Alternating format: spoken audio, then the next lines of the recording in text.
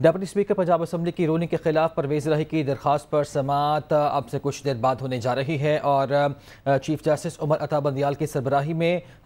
Justice Ejazul Ehsan और justice Munib Akhtar पर मुश्तमिल 3 रुकनी बेंच अब से कुछ देर बाद इस मुकदमे पर समाअत करेगा। गुज़श्ता रोज़ की बात की जाए तो दिन भर दलाइल सुनने के बाद सुप्रीम कोर्ट ने वज़ीर आला पंजाब के इंतखाब के मामले पर डिप्टी स्पीकर की रूलिंग के खिलाफ फुल कोर्ट बनाने की दरख्वास्तों पर जो फैसला महफूज किया था वो फैसला सुनाया और इस्तदा को मुस्तरद कर दिया गया था। वज़ीर आला पंजाब के इंतखाब के मामले पर डिप्टी स्पीकर की रूलिंग के खिलाफ सुप्रीम कोर्ट में समाअत के दौरान chief justice of Pakistan justice Umar Ata Bandial की जानिब से अहम रिमार्क्स भी दिए गए। उन्होंने कहा कि आज ज्यादा वोट लेने वाला बाहर और कम लेने वाला वज़ीर आला पंजाब है। हमजा शहबाज को वज़ीर आला बरकरार रखने के लिए ठोस बुनियाद दरकार है।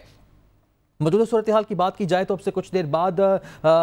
समाअत शुरू होने जा रही है। इसके साथ साथ आपको ये भी बताते चलें कि हुकूमती रहनुमा कोई भी नहीं पहुंचा है। कल हुकूमत की जानिब से ऐलान किया गया था कि वो इस मुकदमे का बायकॉट करते हैं, लेकिन इतलात ये भी सामने आई थी कि उनके वकला यहाँ पे पहुंचे हैं। तफसीलात जान लेते हैं, हमारे नुमाइंदे कमरुल मुनव्वर हमारे साथ मौजूद हैं। कमर, बताएगा वकला यहाँ पे पहुंचे थे, अभी इससे पहले आप बता रहे थे कि इरफान कादिर वापस रवाना हो चुके हैं। फारूक एच नाइक और जो शुजात हुसैन के वकील हैं, क्या वो अदालत के अंदर मौजूद हैं?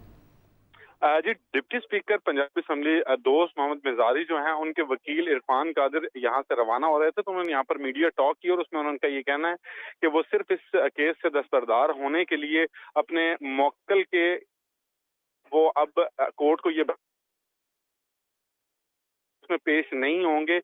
यहाँ पर उन्होंने टॉक की और उनकी जानिब से ये कहा गया कि जो जजेस हैं उनका रवैया जो था उसकी वजह से ये ऐसा किया गया है कि लाखों लोग जो हैं उनकी जानिब से इस पर तहफ़्फ़ुज़ात का इजहार किया गया, लेकिन फुल कोर्ट की जो इस्तदाद थी उसको फिर भी मुस्तरद कर दिया गया। इसी वजह से हम इस कोर्ट के अंदर जो है अपनी ये प्लीज ले रहे हैं कि हम इस पर मजीद पेश नहीं हो सकते। इरफान कादिर ने बाकायदा तहरीरी तौर पर अदालत को इस हवाले से आगाह कर दिया और इस हवाले से आगाह करने के बाद उन्होंने मीडिया से गुफ्तगू की और उसमें ये बात कही है कि हम अब इस केस में मजीद पेश नहीं होंगे, क्योंकि जिस वक्त आज सुबह 11:30 बजे ये समाअत शुरू होनी थी, तो ये इरफान कादिर जो है डिप्टी स्पीकर के वकील यहाँ पर पहुंचे। देखने में आ रहा था कि शायद वो आज अदालत हमारे नुमाइंदे कमरुल मुनव्वर से हमारा राब्ता मुनक़ता हुआ है और वो ये बता रहे थे कि जिस तरह हुकूमत ने कल बायकॉट का ऐलान किया था, आज सुबह ये देखा गया कि इरफान कादिर और फ़ारूक एच नाइक यहाँ पे पहुँचे थे अदालत में। और आपको ये भी बताते चलें कि अब उन्होंने ये बताया कमर ने कि इरफान कादिर ने बताया कि तहरीरी तौर पर अदालत को आगाह कर दिया है कि मज़ीद पैरवी नहीं की जाएगी।